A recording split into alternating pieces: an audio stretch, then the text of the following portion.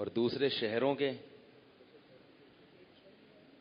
ایک تو یہ ہیں، اور کوئی دوسرے شہر سے کون آیا ہے؟ چلو ملاقات کریں گے پھر انشاءاللہ۔ الحمد للہ نحمده ونصلی علی رسولہ الکریم۔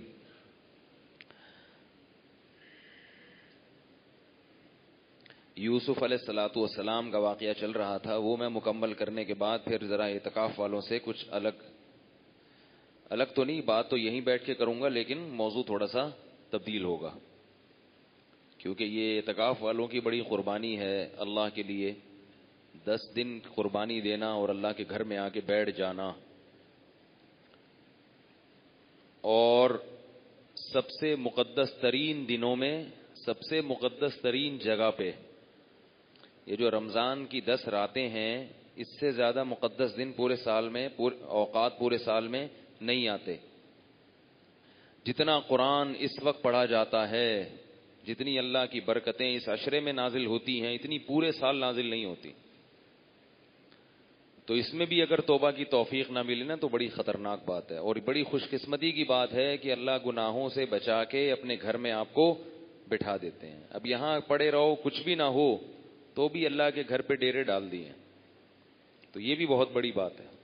اب آپ خوش ہوں گے کہ اب چھپ پڑے رہیں گے، اب تو کچھ کریں گے نہیں، ہم کرنا چاہیے، لیکن یہ بھی بڑی بات ہے، اس پہ بھی اللہ کا شکر ادا کریں کہ اس کے گھر میں بیٹھ گئے آ کے۔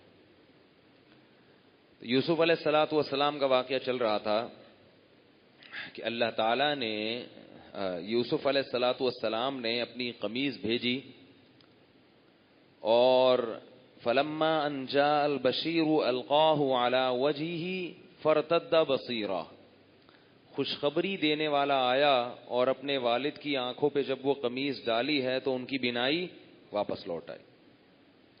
یعقوب علیہ السلام نے فوراً کیا کہا، الم اقل لکم انی اعلم من اللہ ما لا تعلمون، تم مجھے کہہ رہے تھے نا کہ میں اس غم کو بھولتا نہیں ہوں، اور کیسی باتیں کر رہا ہوں، بڑھاپا آ گیا۔ میں کہہ رہا تھا کہ اللہ جو مجھے غم دے رہا ہے اس میں یقیناً کوئی نہ کوئی مصلحت ہوگی۔ اعلم من اللہ ما لا تعلمون، میں اللہ کے بارے میں وہ کچھ جانتا ہوں جو تم نہیں جانتے۔ یہ تو پہلے کہا تھا، تو اب جب بینائی لوٹی ہے اور اس بیٹے نے آ کے خوشخبری دی کہ یوسف بادشاہ بن گئے ہیں، بنیامین بھی مل گئے ہیں، اور انہوں نے شاہی محل میں شاہی پروٹوکول کے ساتھ آپ کو بما اہل و عیال بلایا ہے، کتنی خوشی ہوئی ہوگی۔ تو فوراً اپنے بچوں سے کیا کہہ رہے ہیں، اپنے گھر والوں سے، اپنی فیملی سے، الم اقل لکم، میں نے کہا نہیں تھا تم سے پہلے، انی اعلم من اللہ ما لا تعلمون، میں اللہ کے بارے میں وہ کچھ جانتا ہوں جو تم نہیں جانتے۔ اب بیٹے سارے لائن سے کھڑے ہوئے ہیں گردن جھکا کے، ٹھیک ہے نا، اپنی حرکتوں پہ کیا ہیں، پشیمان۔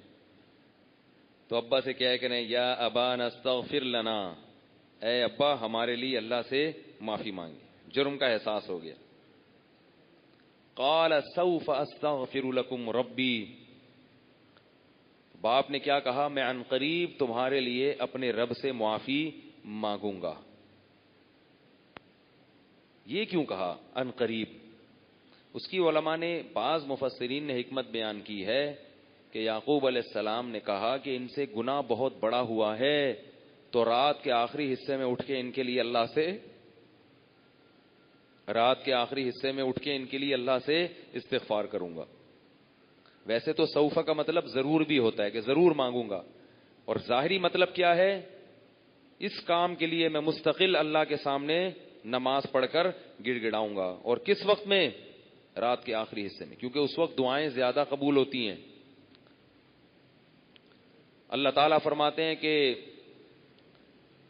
قال سوف استغفر لكم ربی انه هو الغفور الرحیم فلما دخلوا على یوسف، یہ پورا قافلہ کہا جاتا ہے کہ تقریباً 90 افراد تھے، صرف یعقوب علیہ السلام کے بیٹے بہویں ملا کے۔ کتنے تھے معذرت کے ساتھ؟ یہ پیغمبروں کی سیرت ہے، فیملی پلاننگ والوں کی یہ سیرت نہیں ہے. اب آپ کی مرضی ہے ادھر چلیں یا پیغمبروں کی. پیغمبروں میں ہمیشہ سے خاندان ہوتے ہیں, بڑے بڑے خاندانوں میں پیدا ہوتے ہیں اور بڑے بڑے خاندان ہوتے ہیں.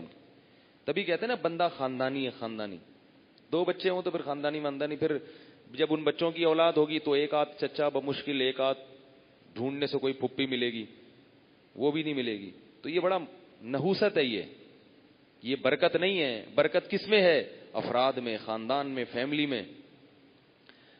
تو اب یہ پورے قافلے کو لے کے نکلے ہیں مصر کی طرف. فلما دخلوا علی یوسف آوا الیہ ابویہ, یوسف علیہ السلام نے استقبال کیا اور اپنے والدین کو اپنے ساتھ ٹھکانہ دیا تخت پر.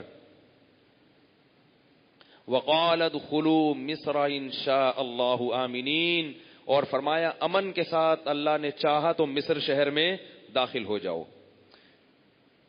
اب یہ بنی اسرائیل تھے. یہ یعقوب کی اولاد کیا کہلائے گی؟ بنی اسرائیل. یہ سارے بنی اسرائیل تھے جو گاؤں سے نکل کے مصر شہر میں داخل ہو رہے ہیں عزت کے ساتھ. ورفع ابویہ علی العرش, تخت پہ اپنے ساتھ اپنے والدین کو بٹھایا. وخروا لہ سجدا, اس زمانے میں بادشاہ کو سجدہ کرنا جائز تھا. وہ سارے بھائی سجدے میں گر گئے. جیسے ہی وہ سجدہ کرنے لگے ہیں یوسف علیہ السلام کے سامنے, تو یوسف علیہ السلام نے فوراً اپنے والد سے کہا یا ابتی ھذا تأویل رؤیایا من قبل, یہ ہے میرے اس خواب کی تعبیر جو میں نے پہلے دیکھا تھا. خواب آیا تھا نا, سورج اور چاند اور 11 ستارے سجدہ کر رہے ہیں. تو یہ ہے اس خواب کی تعبیر. وقد احسن وقد جعلہ ربی حقا, میرے رب نے اس خواب کو پورا کر دکھایا. آگے کیا فرمایا؟ وقد احسن بی اذ اخرجنی من السجن, میرے رب کا صرف ایک یہی احسان نہیں ہے میرے اوپر. اب دیکھو باپ اور بیٹے کی جب ملاقات ہوئی ہے, والدین کی اور بیٹے کی ملاقات ہوئی ہے, ہم اور آپ ہوتے تو داستان غم شروع کر دیتے, دکھڑے سنانا شروع کر دیتے کہ مجھے کنویں میں پھینک دیا تھا, وہاں سے نکالا, میں دم گھٹ رہا تھا کنویں کے اندر, پتہ نہیں کتنے ٹائم پڑا رہا, وہاں سے پھر مصر کے بازاروں میں غلاموں کی طرف فروخت ہوا. ابا میری اس حیثیت کو مت دیکھو, یہ تو ابھی ہوں, ماضی دیکھو سارا ٹینشن میں گزرا ہے. یہ بھی تو کہہ سکتے تھے نا, یہ بھی تو کہہ سکتے تھے. سارا ماضی ٹینشن میں, مجھ میں جیل بھیج دیا, مجھ پر جھوٹی تہمتیں لگی ہیں, تہمت میں بری ہو گیا, مگر بادشاہ نے پھر بھی کیا کر دیا؟ جیل بھیج دیا, اور کئی سالوں تک جیل میں پڑا رہا ہوں. سفارش کی, کسی کو خواب کی تعبیر بتائی, پوری ہوئی, اس نالائق نے بھی مجھے یاد نہیں رکھا, پھر جیل میں پڑا رہا ہوں. یہ تو اب جا کے آخری حصے میں اس وقت ہوا. نا نا نا نا نا, غم کا کوئی تذکرہ نہیں, اور اللہ کے جتنے احسانات تھے وہ سارے بیان کیے جا رہے ہیں. اس لیے یاد رکھو, دین کی زندگی اختیار کیے بغیر آپ کو سکون کے علاوہ سب کچھ مل سکتا ہے. کیونکہ بے دین آدمی جس کی اللہ پہ نظر نہیں ہے, جو اللہ کو نہیں مانتا, وہ ہر وقت وہ کامیاب لائف کے لیے نا وہ کہے گا مجھے کوئی پریشانی نہ پہنچے زندگی میں, اور دنیا میں ایسا کوئی شخص نہیں ہے جسے پریشانی نہ ہو. تو یوسف علیہ السلام خوش ہو رہے ہیں, فرما رہے ہیں وقد احسن بی, میرے رب نے ایک احسان تو یہ کیا کہ اس خواب کی تعبیر کو پورا کر دکھایا. وقد احسن بی اذ اخرجنی من السجن, اس وقت بھی احسان کیا تھا جب مجھے اس نے جیل سے نکلوایا تھا. حالانکہ ڈلوایا بھی تو اللہ ہی نہیں تھا, بلکہ اللہ نے تو خود کہا کہ ہم نے یوسف کی دعا قبول کی, عورتوں کے شر سے بچا کے ان کو جیل میں ڈال دیا. لیکن اس کی نسبت نہیں ہو رہی, کیونکہ جیل میں تو بہت سے لوگ جاتے ہیں, نکلتے وہ ہیں جن پر اللہ کا فضل ہوتا ہے. وقد احسن بی اذ اخرجنی من السجن, اس وقت بھی احسان کیا جب اس نے مجھے جیل سے نکالا. وجاء بکم من البدوی, اور ابا آپ پر اور آپ کی اولاد پر بھی اور مجھ پر یہ بھی احسان کیا کہ میرے پورے خاندان کو گاؤں سے اٹھا کے شہر میں لے آیا. اچھے پہلوؤں کو دیکھا جا رہا ہے، آزمائش کے پہلوؤں پہ پردہ ڈالا جا رہا ہے، اس کا تذکرہ نہیں کیا جا رہا۔ آج ہم ذرا سے پریشان ہوتے ہیں تو اللہ کی ساری نعمتیں ایک طرف، یہ بھی نہیں ہے، یہ بھی نہیں ہے میرے پاس، یہ بھی نہیں ہے۔ بھائی تیرے پاس جو ہے وہ تو بتانا کم از کم۔ جو چیزیں نہیں ہوتی ان کا تذکرہ کرتے رہتے ہیں اور ناشکری کرتے رہتے ہیں۔ نبی صلی اللہ علیہ وسلم نے فرمایا دنیا میں اپنے سے کمتر کو دیکھو، اگر آپ لیاری میں رہتے ہو تو ناظم آباد والوں کو مت دیکھو، آپ مچھر کالونی والوں کو دیکھو کہ ان سے اچھے ہو۔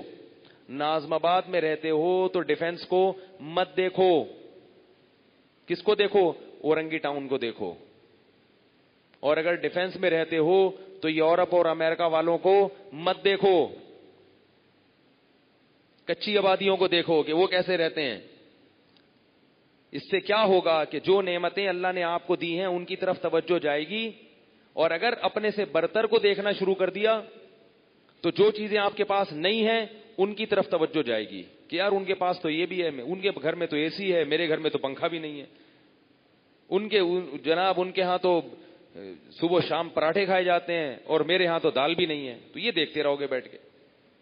تو یوسف علیہ السلام کہہ رہے ہیں وقد احسن بی اذ اخرجنی من السجن، اس وقت بھی مجھ پر احسان کیا جب اس نے مجھے جیل سے نکلوایا۔ وقد احسن بی اذ اخرجنی من السجن وجاء بكم من البدو من بعد ان نزغ الشیطان بینی وبین اخوتی، اور یہ سب اس وجہ سے ہوا کہ شیطان نے میرے بھائیوں کے دل میں میری نفرت ڈال دی تھی۔ دیکھو جب ایک دفعہ بھائیوں کو معاف کر دیا تو اب ان کو تانا نہیں دے رہے، نسبت کدھر کر رہے ہیں؟ شیطان پر۔ اس کمبخت نے یہ کام کیا، اچھے بھلے بھائی محبت والے، لیکن بھائیوں کو لڑوا دیا کس کمبخت نے؟ شیطان نے۔ شیطان کو تو جتنا برا بھلا کہو اس کا تو کام ہی یہی ہے، اس پہ ڈال دیا۔ یہ نہیں کہہ رہے انہوں نے کیا، انہوں نے۔ ابا یہ سب کچھ کس کی وجہ سے ہوا ہے؟ آپ کی وجہ سے نہیں، ایک مثال دے رہا ہوں۔ وہ سب کچھ کس کی وجہ سے ہوا ہے؟ ان کی وجہ سے۔ نا نا نا نا، جب لا تثریب علیکم اليوم کہہ دیا بھائیوں کے کہ معاف ہے، تو اب معاف کا مطلب کیا ہوتا ہے؟ ختم، بھول جاؤ۔ من بعد ان نزغ الشیطان بینی وبین اخوتی، شیطان نے میرے اور بھائیوں کے درمیان نفرت ڈال دی تھی۔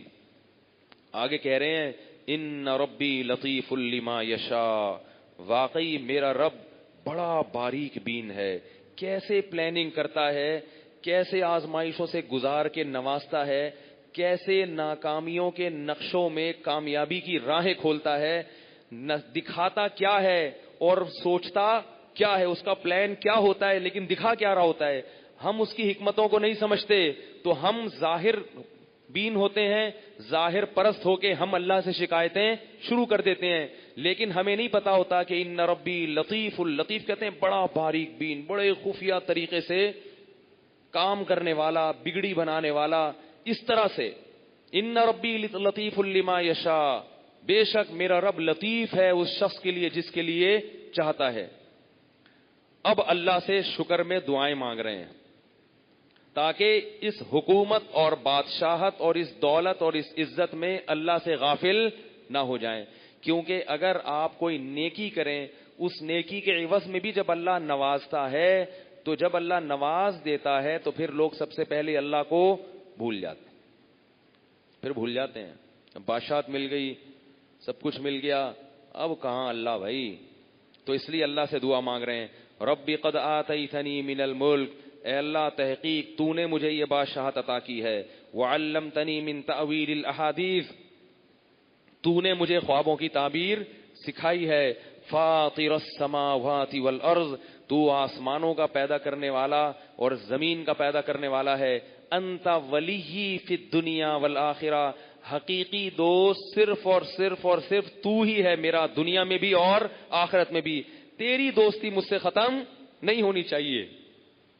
انت ولی فی الدنیا والآخرہ توفنی مسلمن، اے اللہ جیسے اب تک تو نے فرما برداری میں رکھا ہے میری موت اسی حال میں آنی چاہیے، ایسا نہ ہو کہ بادشاہت اور حکومت میں پڑھ کر تجھ سے غافل ہو جاؤں۔ توفنی مسلمن، موت مجھے دینا اس حال میں کہ تیرا فرما بردار ہوں، تجھ سے غافل نہ ہو جاؤں۔ دیکھو انبیاء ڈر رہے ہیں کہ یہ ایسا نہ ہو یہ حالت سلب ہو جائے ہم سے. جس کو یہ خوف نہیں ہوتا نا کہ میں کہیں دین سے ہٹ نہ جاؤں تو وہ دین سے ہٹ جاتا ہے. یہ یاد رکھو. جب یہ ڈر ہوتا ہے نا کہ کہیں یہ نعمت مجھ سے چھن نہ جائے تو پھر یہ نعمت چھنتی نہیں ہے. اور جو بے فکر ہو کے بیٹھ جاتے ہیں کہ یار اللہ نے سیدھے راستے پہ چلا دیا بس اب تو ٹھیک ہے نا اب کیا ضرورت, تو یہ اس کی علامت ہوتی ہے کہ ان کو اس نعمت کی قدر ہی نہیں ہے. جس کی جیب میں سونے کے بھاری بھرکم سکے رکھے ہوں, کتنی ہی سیکیورٹی کیوں نہ ہو, وہ ہر وقت ڈرتا رہے گا کہ میری جیب سے یہ کوئی پیسے نکال نہ لے. آپ بینک سے 1 کروڑ روپے کی گڈی لے کے نکلے, آپ کو پتا ہے کسی کو پتہ ہی نہیں کہ میری جیب میں پیسے ہیں, پھر بھی آپ ڈرتے ہو کہ نہیں ڈرتے؟ پیچھے مڑ کے دیکھو گے, اللہ سے دعا بھی مانگو گے, اے اللہ بچا لے. اور آلتو جلالتو آئی بلا کو ٹالتو جو ہم بچپن میں پڑھتے تھے, ہمارے جب ایک ٹیچر آتے تھے نا بڑے سخت تھے, تو ہمیں کسی نے بتایا تھا کہ آلتو جلالتو آئی بلا کو ٹالتو پڑھا کرو. ہم پڑھتے رہتے آلتو جلالتو آئی بلا کو ٹالتو. تو اگر آپ بچے ہوگے تو آلتو جلالتو آئی بلا کو ٹالتو پڑھو گے, کچھ بھی منتر پڑھو گے, درود شریف پڑھو گے, پھونکے مارو گے, پیچھے مڑ مڑ کے دیکھو گے. اور اگر یہ گڈی ڈبل ہو گئی تو آلتو جلالتو 100 دفعہ پڑھو گے, ٹھیک ہے نا, اور ڈبل ہو گئی تو 200 دفعہ پڑھو گے. خطرہ لگا رہے گا ہر وقت, حالانکہ کوئی چھیننے والا نہیں ہے.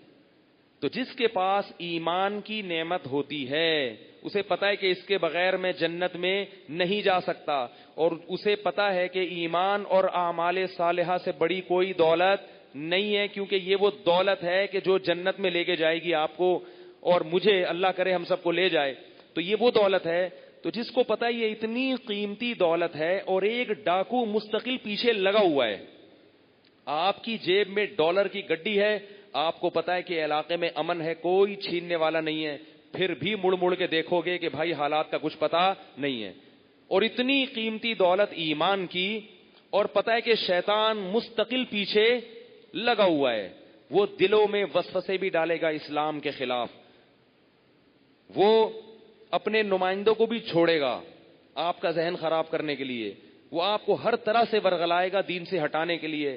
تو ایسی صورت میں کیسے اطمینان سے انسان بیٹھ سکتا ہے بھائی, اور یہ تسلی کر لے کہ مجھے کچھ نہیں ہونے والا, میں جیسا ہوں ویسا ہی رہوں گا اور اچھا ہو جاؤں گا مستقبل میں جا کے. لوگ توبہ کیوں نہیں کرتے؟ کہتے ہیں کر لیں گے مستقبل میں. او بھائی آپ کو تو توبہ کر کے ڈرنا چاہیے کہ کہیں ٹوٹ نہ جائے مستقبل میں, اور آپ نے کی نہیں ہے اور امیدیں لگا کے بیٹھے ہو کہ مستقبل میں کر لوں گا میں. تو اب یوسف علیہ السلام کیا دعا مانگ رہے ہیں؟ اللہ تو نے ایمان اور اعمال صالحہ کی توفیق دے دی, تو میرا دوست ہے, توفنی مسلمہ, اے اللہ مجھے فرما برداری میں موت دینا, مسلمان بنا کے, مسلم بنا کے. وَأَلْحِقْنِي بِالصَّالِحِينَ, اور نیک لوگوں میں مجھے لاحق کر دے. کیا مطلب؟ اے اللہ دنیا میں صرف اکیلا میں ہی نیک نہیں ہوں غامدی کی طرح, دنیا میں بہت, آج کل اس پہ آیا ہوا ہے وبال غامدی کا, پتہ نہیں ہر تھوڑی دیر میں میری, وہ کہتا ہے میں کسی کو نہیں مانتا.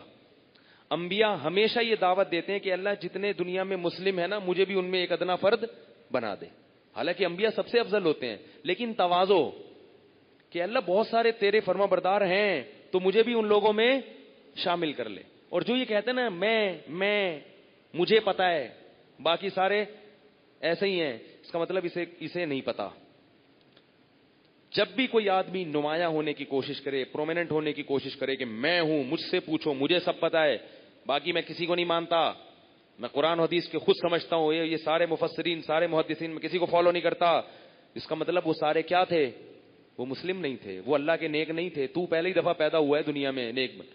بہت بڑی کثرت ہے مسلمانوں کی, ایمان والوں کی, جو ہر دور میں نیک ہوتی چلی آئی ہے, اور یہ کسی دور میں ختم نہیں ہوگی. اگر برے ہوں گے تو نیک بھی ہوں گے, بہت بڑی تعداد میں ہوں گے, کیونکہ نبی نے یہ نہیں فرمایا کہ نیک لوگ ہر دور میں ہوں گے, فرمایا بہت بڑی تعداد میں ہوں گے. اس کی دلیل یہ ہے کہ حدیث میں آتا ہے ظاہرین علی الحق, حق پر ان کا غلبہ رہے گا, حق ان کے ہاتھ میں ہوگا. غلبہ کا مطلب کیا ہوتا ہے؟ پاور ہوگی ان کی, پتا چلے گا, یہ اپنا وجود ہوگا. یہ نہیں کہ 4 آدمی کھوکھرا پار میں ایک جماعت المسلمین کی مسجد ضیاء الدین ہاسپٹل کے قریب, اس کو غالب نہیں کہتے, باقی دنیا میں پتہ ہی نہیں, پتہ ہی کوئی نہیں, ٹھیک ہے نا, باقی دنیا میں کوئی ہے ہی نہیں.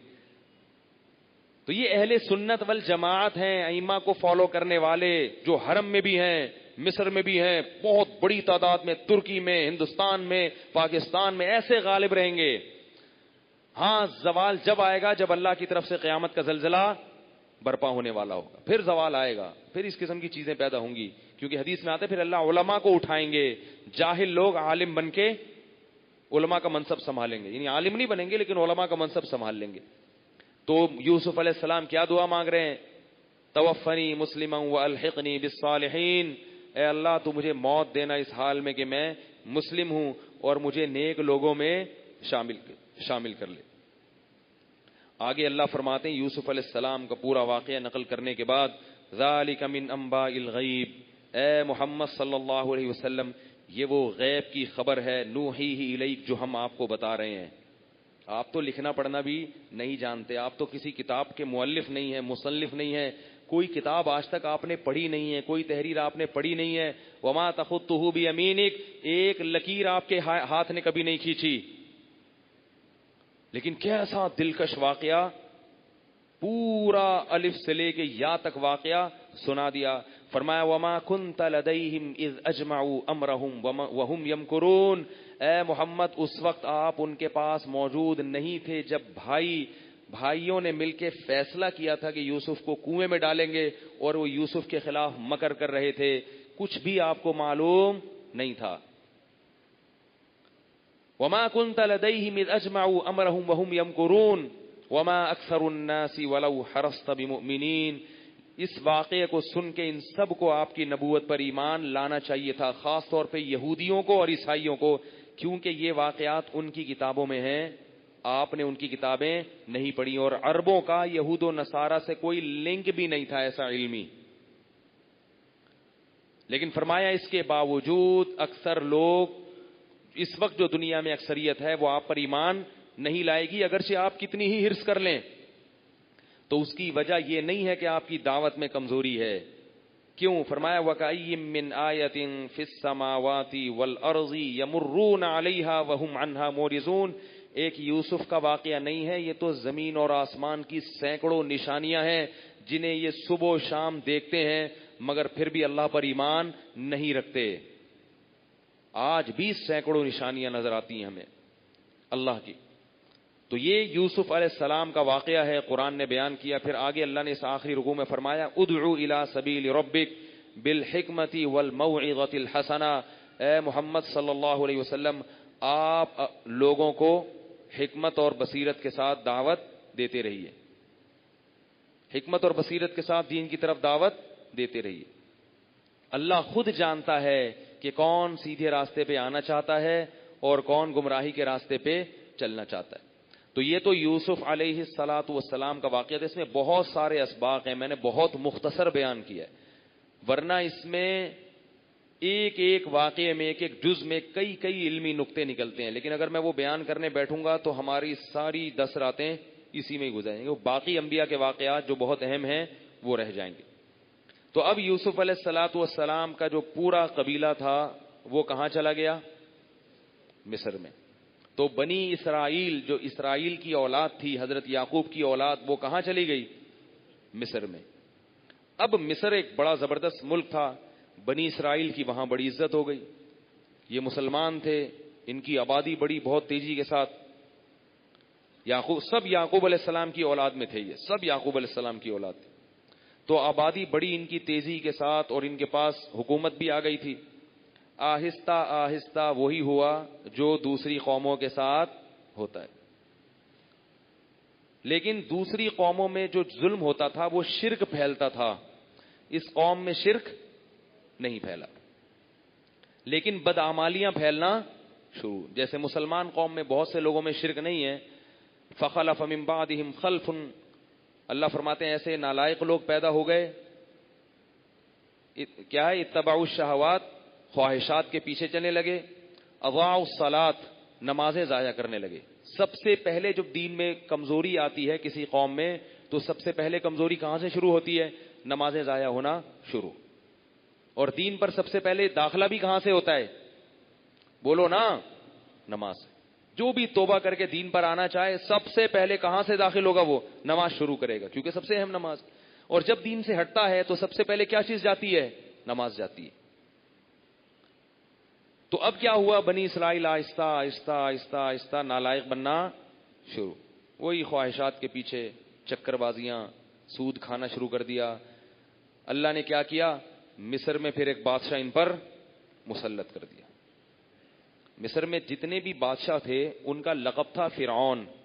جو بھی بادشاہ مصر میں آیا کرتا تھا اسے کیا کہا جاتا تھا؟ فرعون۔ فرعون کوئی مخصوص بادشاہ کا نام نہیں تھا، جو بھی بادشاہ ہوتا تھا اس کو کیا کہتے تھے؟ فرعون۔ اور مصر بڑی آباد جگہ تھی۔ اب بنی اسرائیل بہت بڑی تعداد میں ہو گئی، یہ بڑے خوبصورت تھے کیونکہ یعقوب علیہ السلام کی اولاد میں تھے۔ ہوتے ہوتے ہوتے ہوتے بالآخر خواہشات۔ فرعون، پھر یہ جو فرعون ہے جس کا قرآن میں ذکر ہے، یہ جب مسلط ہوا تو اس نے ان پہ ظلم کے پہاڑ توڑ دیے۔ کیونکہ ایک بات خوب کان کھول کے سن لو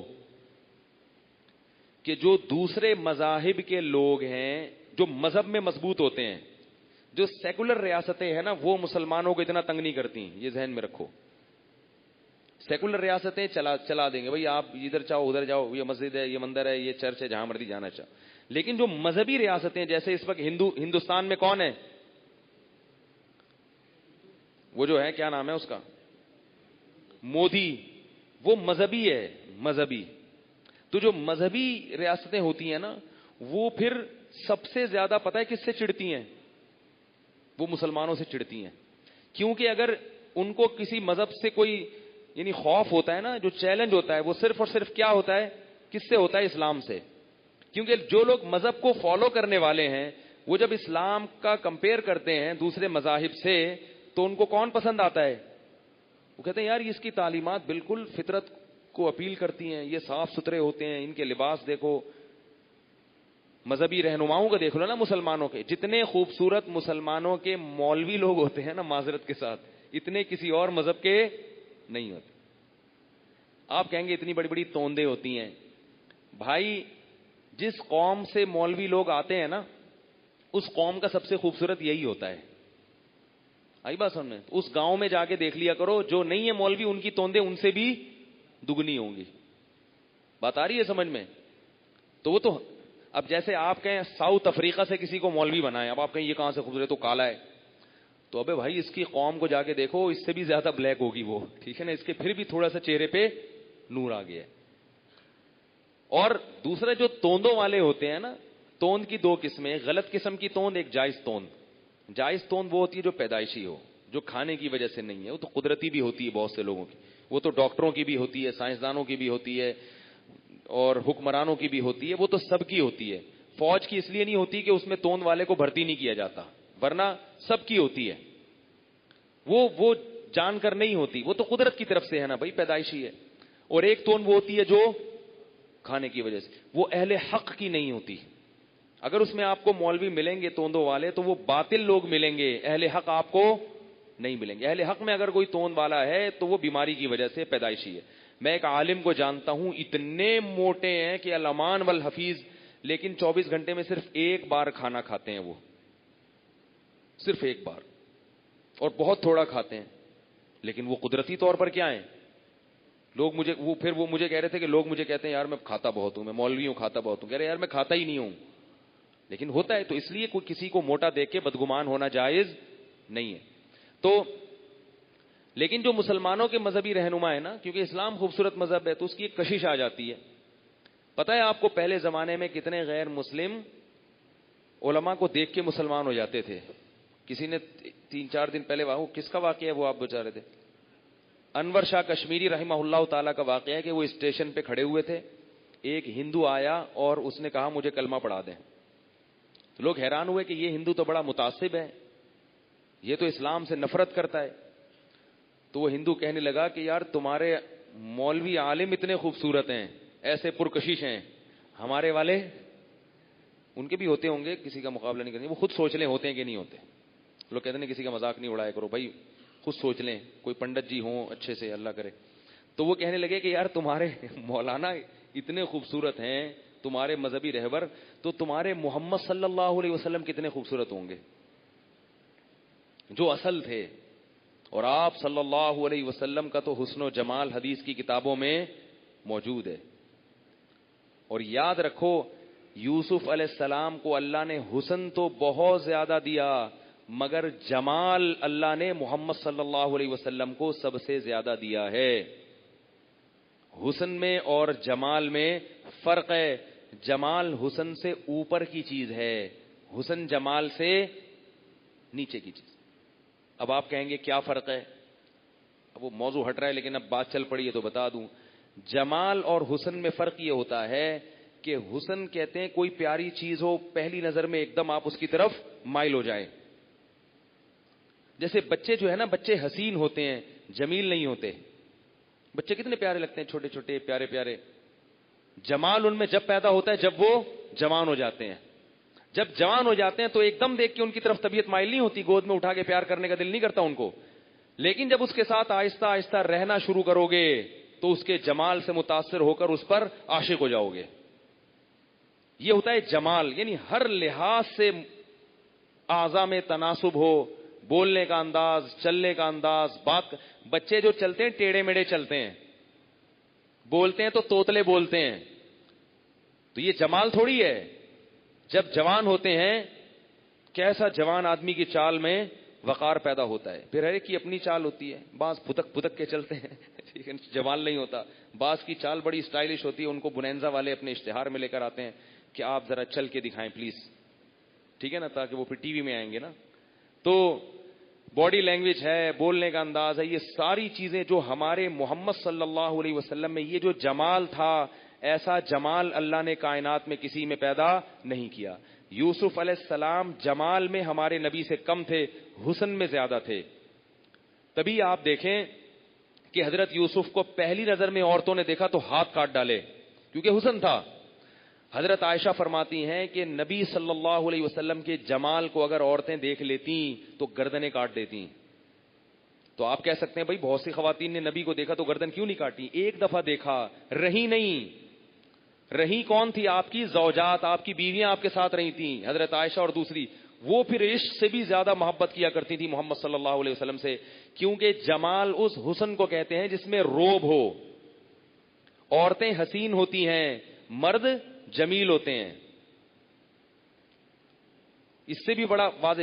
اور اللہ تعالیٰ نے مرد کو، ہمارے حضرت فرمایا کرتے تھے، عورت سے زیادہ خوبصورت بنایا ہے۔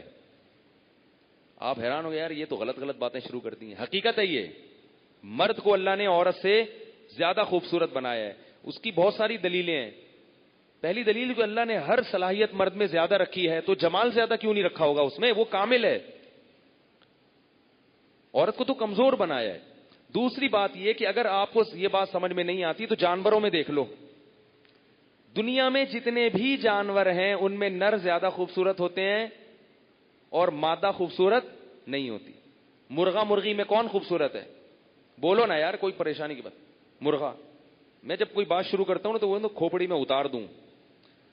مرغے میں حسن نہیں ہے، کیا ہے؟ جمال ہے۔ حسن مرغی میں اچھا کون لگتا ہے؟ مرغا، جمال کی وجہ سے۔ وہ الگ بات ہے کہ اس کو اچھی مرغی لگتی ہے ٹھیک ہے،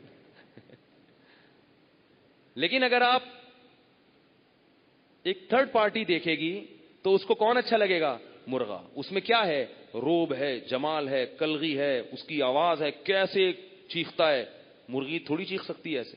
چال دیکھو مرغے کی، اسٹائل دیکھو بات چیت کرنے کا، گردن ایسے اکڑ کے دیکھتا ہے، تو یہ جمال ہے۔ ببر شیر اور شیرنی میں کس میں زیادہ خوبصورتی ہے؟ شیر، بال ہیں، اس کی چال زیادہ خوبصورت ہے شیرنی سے۔ اسی طرح یہ جو سرخاب ہے نا، سرخاب، سرخاب کا نر ہے جس کو سرخاب کہتے ہیں، سرخاب کی مادہ میں خوبصورتی نہیں ہے۔ مور کو دیکھ لو، مور میں نر ہے جس کے خوبصورت بال ہیں اور ایسے پر پھیلا کے کھڑا ہوتا ہے، مورنی میں وہ خوبصورتی کہیں بھی نہیں ہے۔ جانوروں میں کوئی جانور ایسا نہیں ہے جس میں مادہ زیادہ خوبصورت ہو، تو انسانوں میں کیسے ہو سکتا ہے؟ وہ آپ کو اور ہم کو کیوں اچھی لگتی ہیں وہ ایک الگ بات ہے، وہ ایک الگ چیز ہے، کیونکہ ان میں حسن ہے نا، حسن کی طرف فوراً مائل ہوتا ہے انسان، فوراً مائل۔ جیسے کسی بچے کو ہم دیکھتے ہیں تو فوراً دل چاہتا ہے، بچے کو کتنے پیارے ہوتے ہیں، چھوٹے چھوٹے مننے، چھوٹا منا کہتے ہیں نا لوگ اس کو، لیکن جمال کب پیدا ہوگا؟ جوان ہو جائے گا۔ پھر اس میں بچے تو لڑک لڑک کے چلتے ہیں اور ادھر گر رہے ہیں، بات کرتے ہیں توتلے، یہ کوئی خوبصورتی تھوڑی ہے۔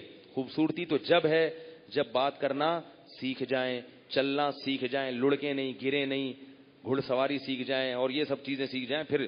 تو ہمارے نبی صلی اللہ علیہ وسلم کی جیسی چال تھی, ایسی چال, اتنی خوبصورت چال اس کائنات میں اللہ نے کسی کی پیدا نہیں کی.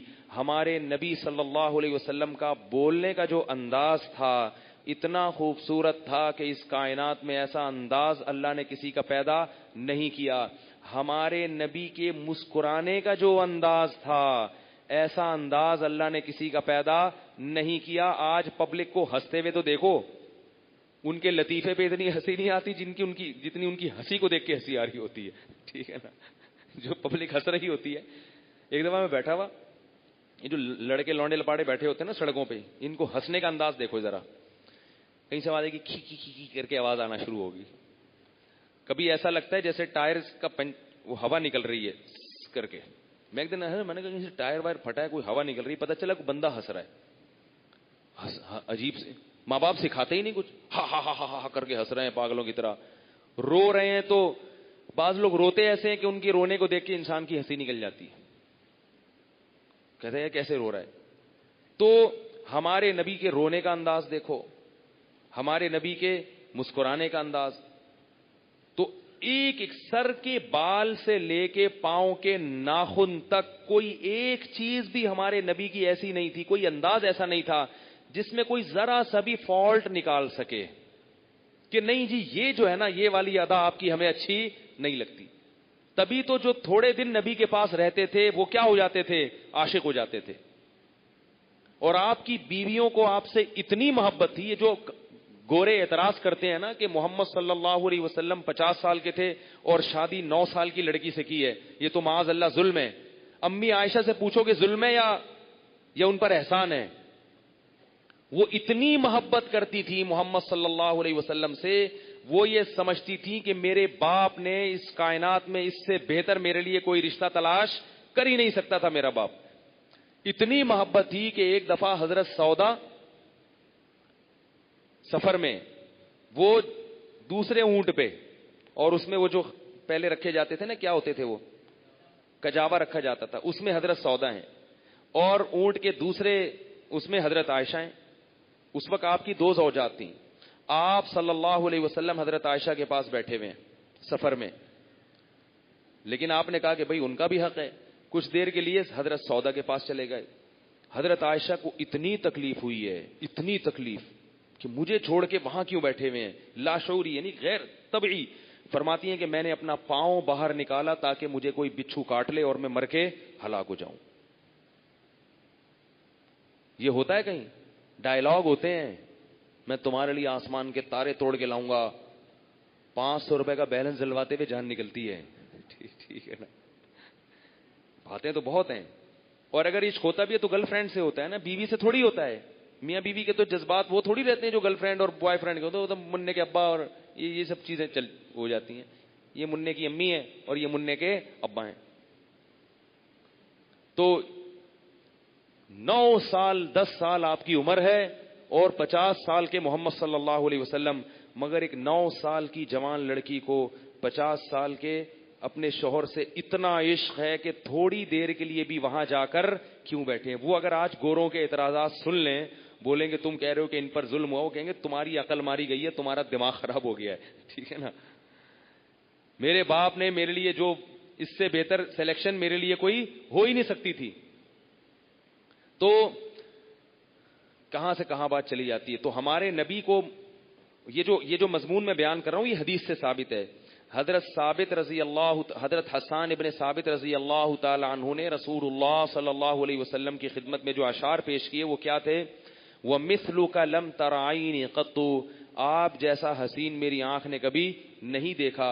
وَأَجْمَلُ مِنْكَ لَمْ تَلِدِ النِّسَاءُ, اور آپ سے زیادہ جمیل اللہ نے کسی کو پیدا نہیں کیا. اگر حسین کا لفظ بولتے تو اشکال ہوتا, کیونکہ نبی فرما چکے تھے کہ آدھا حسن اللہ نے یوسف علیہ السلام کو دیا ہے, تو آدھا باقی تقسیم کیا. تو اس لیے انہوں نے کیا کہا, اجمل منک لم تلد النساء, آپ سے زیادہ جمال والا کوئی کسی عورت نے پیدا کیا ہی نہیں ہے. خلقت مبرأ من کل عیب, ہر عیب سے, یعنی جو انسانوں میں جو عیب سمجھا جاتا ہے ان تمام قسم کے عیوب سے اللہ نے آپ کو پاک پیدا کیا ہے. اور آگے بڑے عجیب الفاظ ہیں کہ انکا قد خلقت کما تشاء, ایسا لگتا ہے کہ اللہ نے آپ کو آپ سے پوچھ کے بنایا ہے. حالانکہ پوچھ کے تو نہیں بنایا, وہ تو تھے ہی نہیں. فرماتے ہیں ایسا لگتا ہے کہ یا رسول اللہ آپ کی خوبصورتی, آپ کے انداز, آپ کے بول, آپ کی چال بات کرنے کا, آپ کی مسکراہٹ, آپ کا رونا, آپ کے اخلاق. ہمارے نبی غصہ نہیں کرتے تھے. ہم کیسے غصے میں پھڑپڑاتے ہیں, گالیاں نکالنا شروع کر دیتے ہیں. گالیاں نہیں دیتے تھے, فحش کلام نہیں تھا, سخاوت تھی, دل کے باطنی اخلاق بھی بہت اچھے, بے انتہا سخاوت, فقر و فاقہ کا خوف ہی نہیں. ہمارے نبی کے ایسے خوبصورت انداز تھے کہ حدیث میں آتا ہے کہ آپ صلی اللہ علیہ وسلم نے حکم دیا تھا فتح مکہ کے موقع پر کہ فلاں شخص کو جہاں بھی پاؤ قتل کر دو, فلاں شخص کو جہاں بھی پاؤ قتل کر دو. وہ شخص کہیں بھاگ بھوگ کے آگے آپ صلی اللہ علیہ وسلم کی خدمت میں بیٹھ گیا. اب آپ صلی اللہ علیہ وسلم کو صحابہ سے, یہ وہ بہت بڑا مجرم تھا, اس نے بڑے بڑے جرائم کیے تھے, اس کی معافی نہیں کی تھی آپ صلی اللہ علیہ وسلم نے. وہ آپ صلی اللہ علیہ وسلم کے سامنے آ کے بیٹھ گیا. پھر اس نے کلمہ پڑھا, اسلام قبول کیا. تو آپ نے صحابہ سے پوچھا کہ میں نے تمہیں کہا تھا کہ جہاں پاؤ ان کو قتل کر دو, تو جب یہ میرے سامنے آ کے بیٹھا تھا تم نے قتل کیوں نہیں کیا؟ بھئی میرا تو حکم یہ تھا نا کہ جہاں, کلمہ تو بعد میں پڑھا ہے نا اس نے. تو صحابی نے عرض کیا یا رسول اللہ, جب آپ کے سامنے بیٹھا تھا آپ آنکھ سے اشارہ کر دیتے. آپ نے فرمایا ما کان لنبی ان تخون عینہ, نبی کی شان نہیں ہے کہ اس کی آنکھ خیانت کرے. کیسے عجیب اخلاق ہیں. کیوں؟ وہ میرے سامنے جب بیٹھا ہے میں اس کی طرف متوجہ ہوں, وہ یہ سمجھے گا کہ میں اس کو قتل نہیں کر رہا, اور میں بات اس سے کروں اور اشارے آنکھوں سے تمہیں کروں کہ اس کو مار دو. آج یہ ہوتا ہے کہ نہیں ہوتا؟ سامنے کچھ ہے, پیٹھ پیچھے کچھ ہے. کیسے خوبصورت اخلاق ایک یتیم کے, جو نہ کسی یونیورسٹی میں پڑھا نہ کسی مدرسے میں اس نے علم حاصل کیا, لکھنا پڑھنا نہیں جانتے تھے, مگر اتنے بڑے دشمن کو جس کو قتل کرنا چاہتے ہیں صحابہ سے امید رکھ رہے ہیں میرے اشارے کے بغیر قتل کرو. اور صحابہ کہہ رہے ہیں بھائی اشارہ کیوں نہیں کر رہے؟ فرمایا یہ کیسے ہو سکتا ہے, میرے سامنے بیٹھا اور میں دوسری طرف آنکھ سے اشارہ کر رہا ہوں. تو یہ اخلاق تھے. تو انہوں نے کیا فرمایا کأنک قد خلقت کما تشاء, ایسا لگتا ہے کہ اللہ نے آپ کو آپ سے پوچھ کے بنایا ہے. تو یہ بھی ہمارا عقیدہ ہے. تو کہاں سے کہاں بات چلی گئی؟ تو وہ ہندو نے اسلام کیوں قبول کیا؟ اس نے بولا کہ یار تمہارے نبی کیسے ہوں گے, ٹھیک ہے نا. تو کہاں چل, ہاں تو میں یہ بتا رہا تھا کہ کیا بھائی وہ بنی اسرائیل کی بات چل رہی تھی نا, تو یہ بڑے خوبصورت تھے. میں یہ کہہ رہا تھا کہ جہاں بھی مذہبی حکومت ہوتی ہے تو ان کو جیلسی کس سے ہوتی ہے؟ اسلام سے. عیسائیوں سے نہیں ہوگی, ہندوؤں سے نہیں ہوگی, تھوڑی بہت ہوتی ہے چپکلس, زیادہ کس سے ان کو الرجی ہوتی؟ کیونکہ ان کو پتا ہے کہ ہمارے مقابلے میں آ کے کھڑا ہونے والا مذہب کون سا ہے؟ اسلام. ہماری بچے جب ان کو دیکھیں گے تو مائل کس کی طرف ہوں گے؟ ان کی طرف. تبھی آپ دیکھیں برما میں کیا ظلم ہو رہا ہے, کیونکہ وہاں مذہبی حکومت ہے بدھسٹ کی, مسلمانوں کی ایسی کی تیسی کر کے رکھی ہوئی ہے انہوں نے. ہندوستان میں کیا ہو رہا ہے مسلمانوں کے ساتھ, برما میں کیا ہو رہا ہے, اور بہت سارے ممالک ہیں دنیا میں, انڈونیشیا میں کیا ہو رہا ہے. تو اس کی وجہ یہ ہے. تو اب کیا ہوا کہ فرعون کو جیلسی تھی تو کس سے تھی؟ بنی اسرائیل, دوسری قوموں سے نہیں تھی. اس نے کہا تھا ان کے پاس ایک دین ہے, مذہب ہے, توحید پرست ہیں. تو اب کیا ہے کہ ان کو ظلم ان پہ کرو, جیسے برما میں ہو رہا ہے. تو بالآخر ظلم کرتے کرتے کرتے کرتے پوری قوم کو غلام بنا دیا. ان سے کوئی بھی اچھے کام نہیں لیے جاتے. کسی سرکاری محکمے میں ان کو, جیسے برما میں یہی ہوتا ہے, سرکاری محکمے میں ملازمت, آج بھی اب میں برما گیا ہوں, نہیں ہے وہاں پہ سرکاری محکمے میں مسلمانوں, پولیس میں ایک مسلمان نہیں ہے, فوج میں ایک مسلمان نہیں ہے, عدالت میں ایک مسلمان ہے, پیچھے رکھا ہوا ہے. اور یہ جو انسانی حقوق کی تنظیمیں ہیں یہ کیا ہیں؟ خاموش. پاکستان میں اگر اقلیتوں کے ساتھ کسی کا ایک بال بھی کوئی توڑ دے پورا میڈیا چیختا ہے. ظلم تو ظلم ہے, اقلیتوں کے ساتھ نہیں ہونا چاہیے, ہم بھی مانتے ہیں کسی عیسائی ہندو کے ساتھ زیادتی نہیں ہونی چاہیے. لیکن یہ کیا بات ہے کہ یہاں عیسائی اور ہندو اقلیت میں ہیں جبکہ برما میں مسلمان اتنی اقلیت میں نہیں ہیں. کسی شعبے میں گھسنے نہیں دیتے ان کو, بالکل اندھیروں میں رکھا ہوا ہے. مگر یہ دنیا کہاں ہے بھائی؟ کوئی چیختا نہیں ہے. یہ جو حقوق انسانیت والے ہیں چپ بیٹھے ہوئے ہیں. تو یہ حقوق انسانیت جو بنے ہیں نا دنیا میں، دوسری قوموں کے لیے بنے ہیں، مسلمانوں کے لیے نہیں بنے. کیونکہ مسلمان اپنا وجود منواتا ہے، ان کو پتا ہے کہ یار ان کو پیچھے رکھو. لیکن یاد رکھو غیر مسلموں میں بھی اچھے لوگ بھی ہوتے ہیں، وہ یہ سب چیزیں دیکھ کے احتجاج کرتے ہیں. اس لیے سب کو ایک لاٹھی سے نہیں ہانکنا چاہیے. ہمارے ایک دوست نے بتایا کہ بوسنیا میں جب مسلمانوں پہ ظلم ہو رہا تھا بے انتہا، سرب فوجی جب ظلم کر رہے تھے تو فوجی تو ظلم کر رہے تھے، میڈیا بھی فوج کا ساتھ دے رہا تھا، لیکن عوام میں بہت سے لوگ احتجاج کر رہے تھے. اور بعض لوگوں نے پٹرول چھڑک کے اپنے اوپر آگ لگائی ہے کہ یار یہ بدترین ظلم ہے مسلمانوں پر جو ہم سے دیکھا نہیں جاتا. اس لیے پوری قوم کو کبھی بھی برا نہ کہا کرو. تو ہندوستان میں جو ہندو ظلم کر رہے ہیں تو ان میں بعض ہندو وہ حکومت کی پالیسیوں کو صحیح نہیں سمجھتے. اگر کہیں کسی ملک میں ظلم ہوتا ہے تو سارے ایک جیسے نہیں ہوتے. ہمارے ہاں عادت ہے غیرت اور حمیت میں سب کو لپیٹتے ہیں، یہ غلط ہے. تو کہیں بھی ظلم ہو رہا ہے نا تو سب کو نہیں لپیٹ دیا کرو. بہت سے ان میں اچھے بھی ہوتے ہیں جو ساتھ دیتے ہیں مسلمانوں کا، یعنی مظلوموں کا. تو بس میں 2-4 منٹ کے اندر اپنی بات مکمل کرتا ہوں. تو اب یہ کیا ہوا کہ بنی اسرائیل پہ ظلم کرتے کرتے کرتے کرتے نتیجہ کیا نکلا؟ ان کو بالکل وہ کام ان سے لینا شروع کر دیے جو کس سے لیے جاتے ہیں؟ غلاموں سے. کوئی کہیں چوکیدار لگا ہوا ہے، کوئی ہوٹل میں برتن دھو رہا ہے. تھے کیا یہ پیغمبروں کی اولادیں، بادشاہ، وزیر خزانہ، شاہی محل میں رہنے والے، اور اب کیا کر رہے ہیں؟ اعمال کی وجہ سے اعمال خراب ہو گئے نا. مسلمان کے جب اعمال خراب ہوتے ہیں تو اللہ غیروں کو اس پہ مسلط کر دیتے. تو اب کوئی جناب فرعون کے جوتے پالش کر رہا ہے، کوئی کیا کر رہا ہے؟ کپڑے دھو رہا ہے، کوئی دھوبی لگا ہوا ہے، کوئی گٹکے کی دکان کھول کے بیٹھا ہوا ہے. یہ بزنس ہے. گٹکا تو نہیں تھا اس وقت، کوئی چیز ہوتی ہوگی. یہی ایک تصور آتا ہے کہ مصر میں یہ بنی اسرائیل کیا کر رہے ہوں گے؟ ہے بھائی، پان کی دکانیں چلا رہے ہوں گے، گٹکے کی دکان، کوئی دھوبی بنا ہوا ہے. سارے گھٹیا گھٹیا کام اتنی اونچی قوم سے لینا شروع کر دی اور ظلم کے پہاڑ توڑ دیے.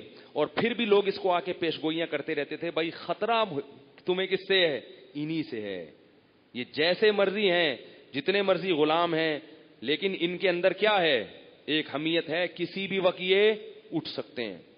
حالانکہ وہ بیچارے اٹھنے کے لائق تھے ہی. خام خامے آ کے ڈرانا شروع کر دیا. اٹھنا ہوتا تو یوسف علیہ السلام اٹھ جاتے نا اس وقت. وہ تو نہیں اٹھے تھے، انہوں نے تو کوئی تلوار نہیں چلائی تھی حکومت کے خلاف. تو بس ایک خام خامے ڈر، جیسے آج یورپ اور امریکہ میں مسلمانوں کو دہشت گرد بنا کے پیش کیا جا رہا ہے. ایجنسیاں خبر دیتی ہیں فرانس میں، یورپ میں کبھی بھی اٹھ سکتے ہیں. وہ بیچارے وہاں مسلمان کیا کر رہے ہوتے ہیں؟ ہوٹلوں میں، ٹھیک ہے نا، وہی کام کر رہے ہوتے ہیں جو بنی اسرائیل فرعونیوں کے یہاں کر رہے ہیں. وہ ہوٹلوں میں جناب کوئی برتن دھو رہا ہے، کوئی گٹکے اسمگلنگ کر رہا ہے. اسمگلنگ بھی یہ ہوتی ہے ان لوگوں کی. لیکن ان کو ڈرایا جاتا ہے.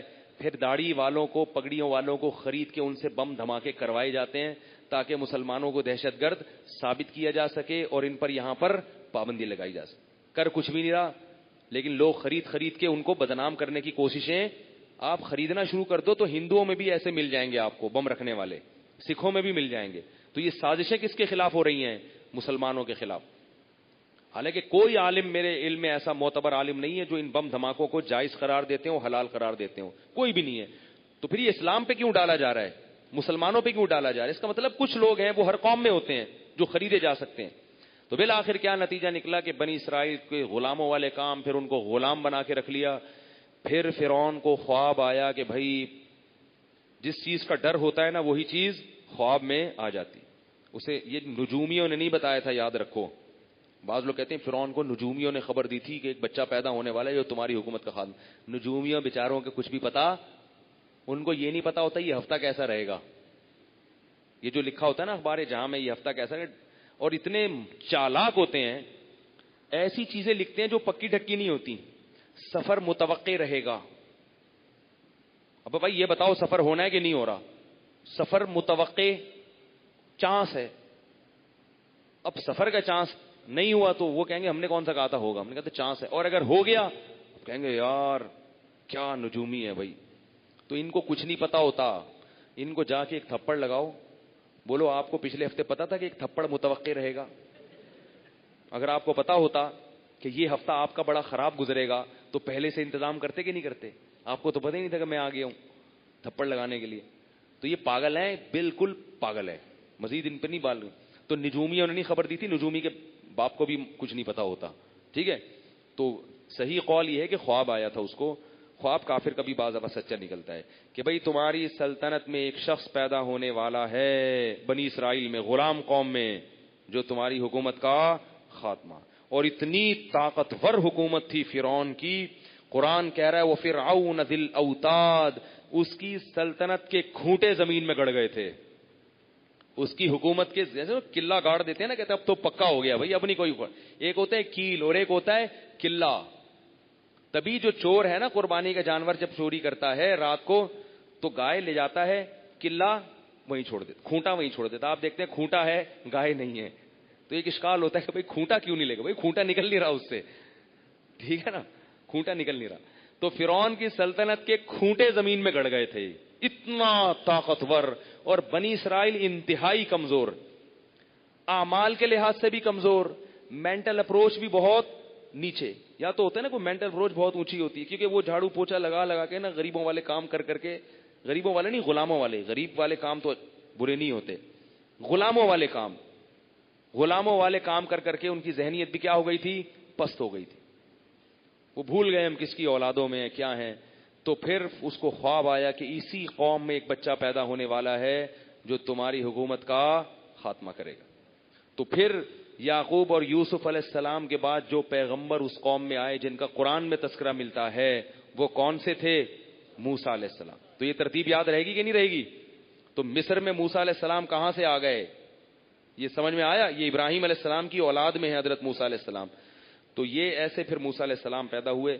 ان کا واقعہ انشاءاللہ کل بیان کریں گے. اللہ تعالیٰ سمجھنے کی, عمل کرنے کی توفیق عطا فرمائے. ان واقعات سے عبرت حاصل کرو. ابھی جو اعتکاف میں آپ لوگ آ کے بیٹھے ہیں, اللہ کی بہت بڑی نعمت ہے. راتوں کو اٹھ کے اللہ سے دیکھو, اتنا کام اگر اعتکاف میں کر لیا نا, رات کو اٹھ کے اللہ سے دعا مانگنے کی عادت ڈال لو. پورا سال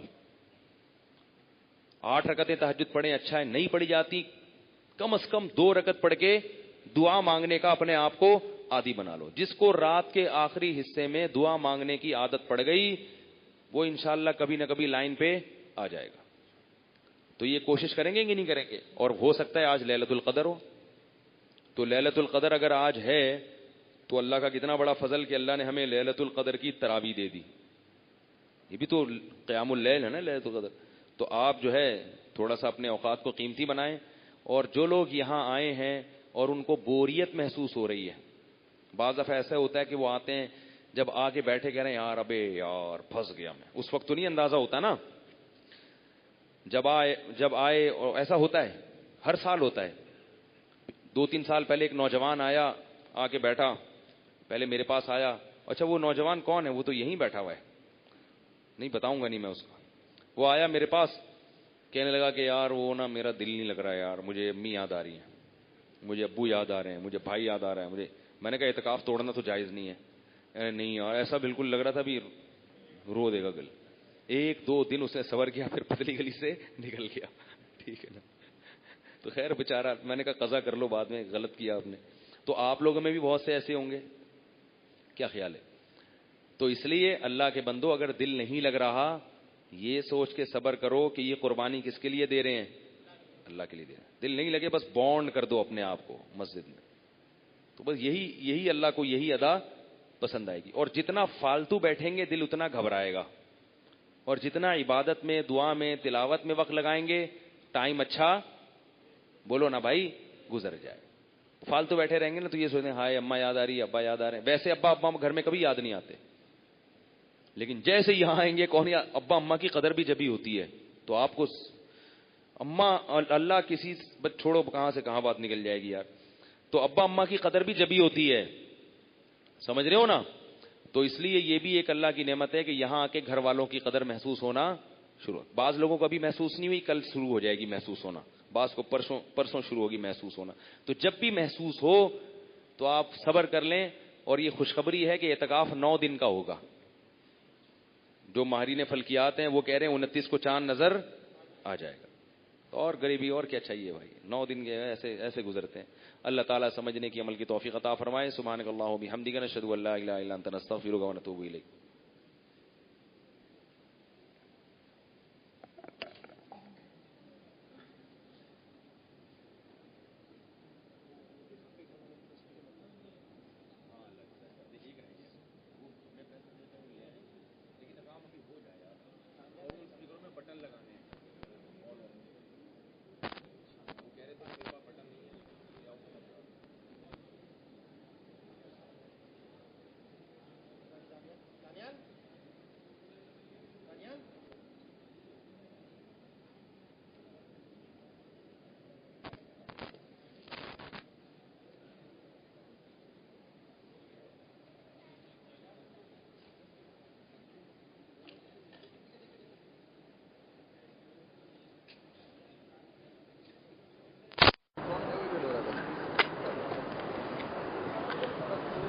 کو یاد آ رہے ہیں لے کے جائیں گے وہاں پہ رونا شروع کر دیا جامع جیسے ہم یاد آ رہی ہیں ہم کو یاد آ رہی لے کے جائیں گے مل کے چاہیے بھائی اس میں جامع کے فارم میں نئی ایڈیٹنگ ہوئی ہے اس میں لگتا ہے ہم نے کوئی آتی نہیں